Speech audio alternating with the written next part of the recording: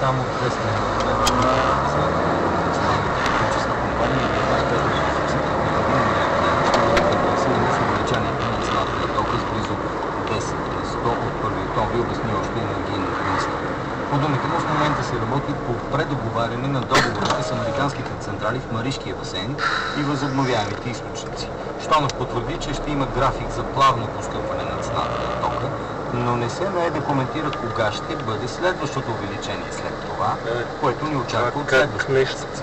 Ми черне да не го праснат фантастика. Ръководител на АЕЦ Козлодуй се налага да цитира по-ефективно управление на централа, след като към момента ръководството му запазва пуска си, Штонов отговори.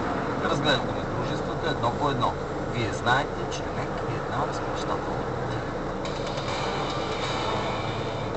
90% от столичните майстори на джебчийските кражби работят в страни от Западна Европа, каза в интервю за Дарик новоназначеният директор на столичната дирекция на вътрешните работи Младен Маринов.